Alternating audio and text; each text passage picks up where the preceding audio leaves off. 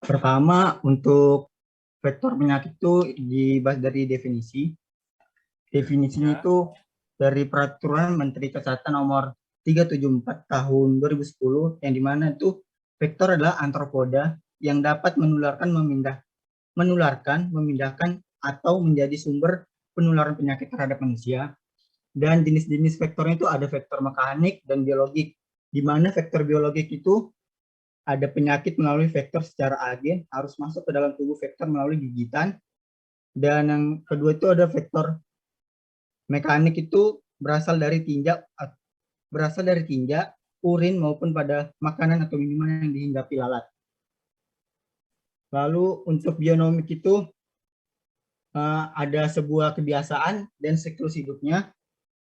Dan untuk pengendalian vektornya itu di Peraturan Menteri Kesehatan Nomor 374 juga tahun 2010, di mana itu yang disebut adalah pengendalian vektor adalah semua kegiatan atau tindakan yang ditujukan untuk menurunkan populasi vektor serendah-rendahnya sebagai keberadaan tidak lagi beresiko untuk terjadinya penularan penyakit di suatu wilayah. Itu saja, Bapak. Oke, terima kasih ya. Aplaus untuk Ahmad Asari ya.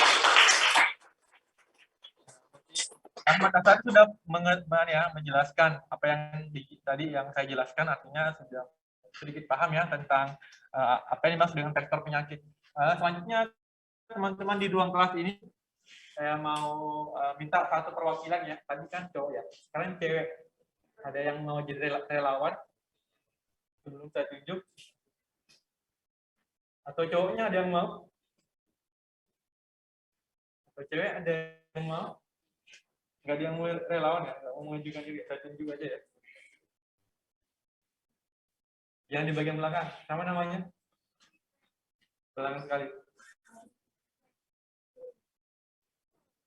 Ya, silakan di depan. Sudah jadi ya? Sudah jadi kan?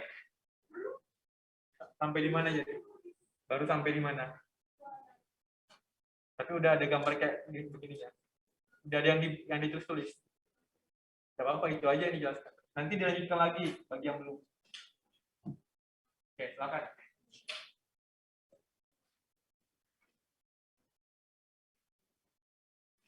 Yang ada saja. Silakan.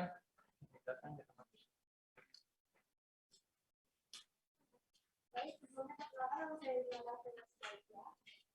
Jadi dari mereka saya buat mengenai komunikasi, di sini saya ada tuliskan jadi vektor yaitu vektor merupakan arthropoda yang dapat dikeluarkan atau dikeluarkan dan atau menjadi sumber penularan penyakit pada manusia. Kemudian saya juga menuliskan dari vektor ada dua, yang pertama mekanik yaitu menciptakan serangga yang dimana adanya tidak mengalami perubahan. Kemudian yang kedua biologi yaitu adanya masuk ke dalam tubuh dan berkembang biak dan bertumbuh dengan tubuh. Ya, terus ya.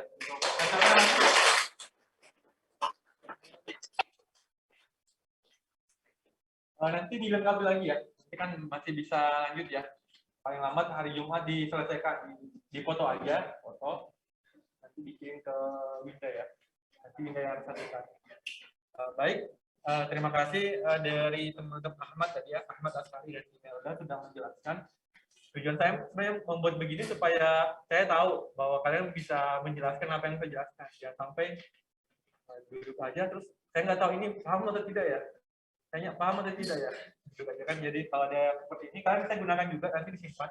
Kalau ujian tengah semester atau UTS nanti bisa dipakai. Oh ini Pak tadi ya tentang vektor.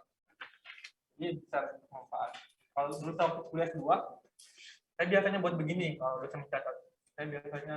Saya termasuk bukan orang yang mencatat seperti koran. Biasanya saya malas baca gitu di rumah. Kalau pakai gambar, pakai bentuk seperti ini saya mudah paham. Tapi orang beda-beda. Setiap orang punya cara belajar masing-masing. Saya lanjut ya. Masih ada satu tadi sebelum kita ada kuisis.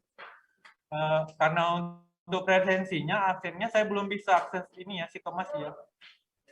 Sudah bisa ya, Ibu Vivi ya, Mbak. Ya, nanti berarti nanti Ibu tetap minta Ibu Vivi Nah, untuk buka, nanti juga saya tetap juga minta kalian ngisi kuisis ya, kuisis. Nama lengkapnya ditulis supaya saya tahu juga siapa yang hadir. Saya lanjutkan sedikit. Masih ada tadi pembahasannya. Tadi ini terakhir ya. Yang di Zoom sudah terlihat atau belum? Teman-teman yang di Zoom Sudah, sudah Bapak. kelihatan PPT-nya? Baik, saya lanjutkan yang terakhir, bagaimana permasalahan pengendalian vektor. Jadi tadi sudah dijelaskan ya pengendalian vektor, tapi tidak semua pengendalian vektor yang tadi disebutkan itu dia berjalan mulus begitu. Banyak sekali tantangannya ya di lapangan ya. Tenaga kesehatan masyarakat yang ada di lapangan mengalami banyak tantangan dalam pelaksanaan program ini, program pengendalian vektor. Contohnya misalnya apa? Misalnya resisten insektisida, jadi nyamuknya menjadi resisten. Jadi sering disemprot pakai fogging atau pembasmi serang yang lainnya, membuat si nyamuk ini menjadi kebal. Akhirnya kenapa? Sudah di fogging, tapi kok DBD-nya masih naik ya? Masih terus ada. Iya, karena nyamuknya sudah tidak mati lagi. Dia hanya pingsan aja, terus hidup lagi ya, bangun lagi begitu. Nah, yang kedua adalah kesadaran masyarakat masih kurang dalam melaksanakan program pengendalian vektor. Ya, biasanya masyarakat kalau lihat jentik biasa aja. Mereka tidak berpikir bahwa ini nanti bisa jadi cikal bakal yang bisa memindahkan penyakit DBD atau malaria misalnya ya. Ya, makanya gunanya misalnya tenaga kesehatan atau penyuluh kesehatan memahamkan masyarakat bahwa kita harus menerapkan program PSN misalnya 3M dan yang lainnya. Kemudian juga perubahan iklim. Nah, perubahan iklim ini sangat berpengaruh sekali ya dalam program pengendalian vektor ya. Curah hujan yang berbeda-beda tiap wilayah itu berpengaruh sekali dengan perkembangbiakan vektor. Biasa kan kalau di tempat lain itu musim hujannya biasanya ada jadwalnya ya, per 6 bulan. Kalau di Samarinda tiap bulan ada hujan ya. Nah, padahal kalau berdasarkan penelitian, nyamuk paling banyak berkembang biak saat hujan, setelah hujan ya. Mereka bisa berkembang biak dengan baik. Nah, makanya mungkin Samarinda dan sekitarnya kasus DBD-nya masih ada gitu, masih tinggi. Akibat juga pengaruh iklim dan lingkungan yang lainnya ya. Atau yang keempat, biasa kendala permasalahannya adalah program pengendalian DBD atau malaria tidak tepat sasaran karena tidak ada pemetaan sebaran kasus DBD. Jadi dia nggak tahu di mana sih tempat yang banyak kasus DBD-nya. Dia hanya kalau di sini pernah DBD dia langsung semprot. Padahal mungkin ada tempat yang lain yang harusnya dilakukan intervensi kesehatan yang lebih intens begitu. Dia harus sering dilakukan karena di situ paling banyak. Contohnya begini ya. Ini peta sebaran DBD di wilayah kerja Puskesmas Air Putih. Ada yang tinggal di Air Putih, daerah Suryanata, Country Owning ya. Juanda ya. Ini salah satu penelitian saya. Jadi saya membuat peta sebaran. Ini pakai namanya aplikasi ARGIS. Nggak tahu ya nanti ya kalau kalian belajar ya. Ini bisa dipelajari sih. Biasanya kalau kerja di puskesmas, biasanya disuruh minta buat seperti ini, peta seperti ini. Kalian bisa buat pakai aplikasi namanya ARGIS, QGIS, itu bisa dipakai untuk buat peta seperti ini. Nah, ini misalnya di sini kita bisa lihat yang mana sih di sini kasus DBD-nya agak padat. Nah, ternyata di sini ya, sekitar Jalan Suryanata ya. Ini kalau warna hijau ini ada Air Putih ya, Kelurahan Air Putih. Ya, sekitar Jalan Suryanata yang di sana, tembus lampu merah ya, lampu merah Antasari ya. Nah, kalau misalnya ada seperti ini, kita bisa tahu, oh di sini tempat DBD-nya banyak, kasus DBD-nya banyak, kita bisa adakan program apa, penyuluhan secara berkala, kerja bakti misalnya ya, pemberantasan PSN, atau misalnya kita bisa memberi pembagian buku abate. Nah, itu jelas karena kenapa? Karena kasus DBD yang ada, yang baru, itu bergantung atau dipengaruhi atau ada hubungannya dengan kasus DBD sebelumnya. Kenapa? Kan kalau DBD sebelumnya ada, pasti di situ kemungkinan besar nyamuk Aedes aegypti-nya kemungkinan besar sudah infektif ya, sudah ada virus dengue-nya ya. Nah, dia bisa menyebarkan ke tempat-tempat yang sekitarnya. Ya, ini contoh ya. Contoh permasalahan-permasalahan dalam pengendalian vektor. Ini referensi yang bisa kalian bisa buka. Nanti saya berikan ya filenya. Kalau ada yang mau buka video pembelajaran, saya buat video pembelajaran, bisa dilihat di sini. Linknya ada. Nanti coba saya berikan. Nah, ini bisa dibuka. Di sini ada juga penjelasan saya tentang vektor. Nanti kalian kalau mau buka bisa. Nanti file-file tentang dari PPT ini bisa diambil. Nanti saya bisa berikan. Ini saya share di Zoom aja. Nanti yang lain bisa share ke temannya di grupnya. Saya kira cukup ya. Terakhir lagi ada kuisis dari saya. Saya kirim ke Minda di WA ya. Nanti kalian share di grup WA kalian. Linknya sudah saya kirim. Udah masuk atau belum? Ya, silakan tolong Minda di-share ke grup WA kelasnya. Di situ ada 8 pertanyaan ya sekaligus ini. Kita mungkin bisa gunakan waktu 9 menit untuk mengerjakan 8 pertanyaan ini. Nanti bisa mohon ditulis nama lengkapnya ya, nama lengkapnya ditulis.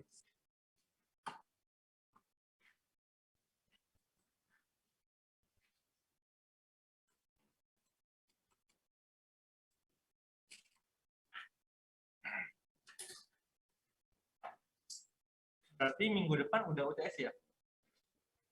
Biasanya kalau dosen lain kasih UTS itu bentuknya apa?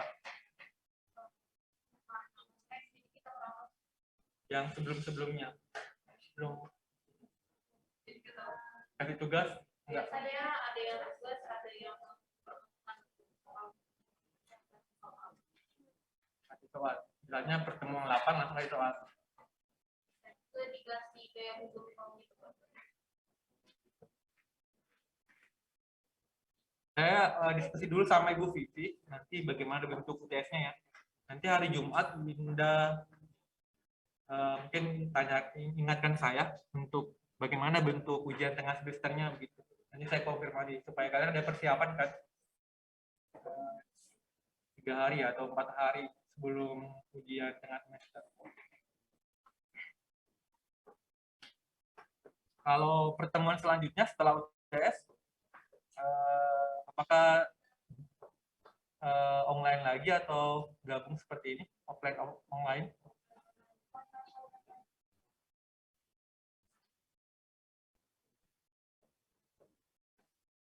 Udah masuk kah? Belum ya? Tunggu ya, saya kayak nggak loading ini. Kayak loading.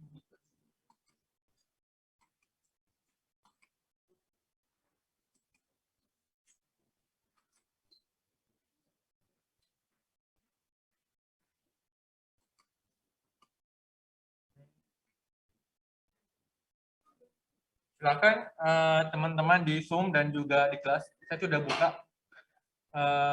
Silakan dikerjakan.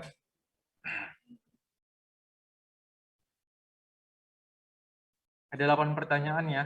Pilih yang ganda 4 jawaban ya, pilihan jawaban.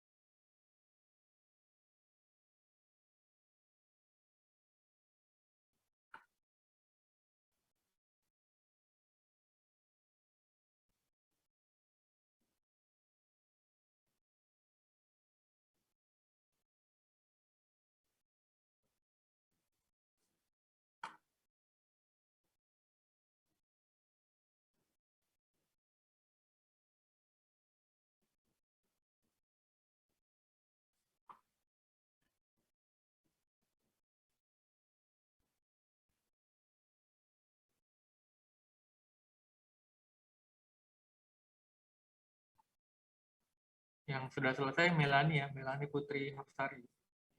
Nur Khalisa udah.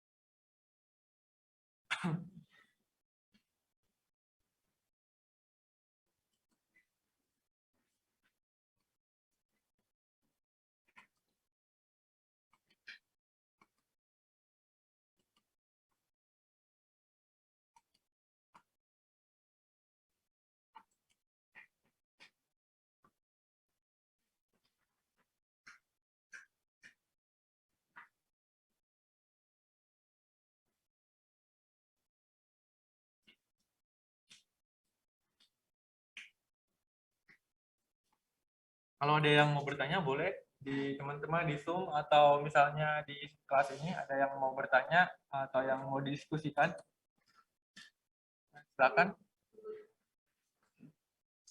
Kemarin emailnya apa lagi namanya, Winda? Email yang saya kirim PPT dua minggu lalu itu. Nama emailnya apa lagi?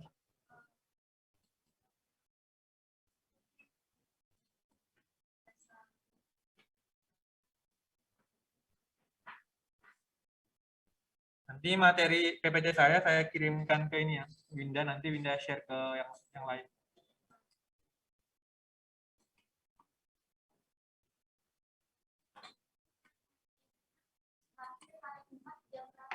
Jam 10 malam.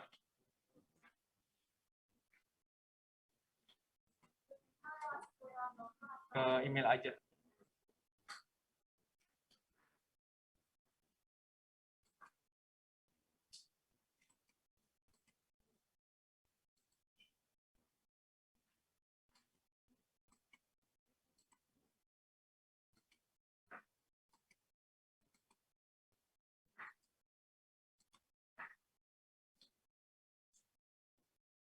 Ada yang mau ditanyakan, silakan. Kalau ada yang mau ditanyakan di Zoom atau di kelas ini. Yang belum selesai, harap segera diselesaikan ya, kuisisnya ya.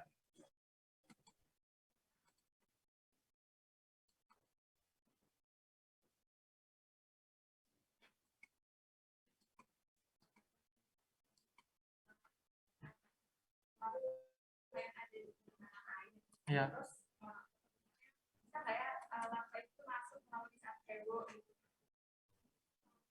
Ya, sebenarnya kecil kemungkinan bisa.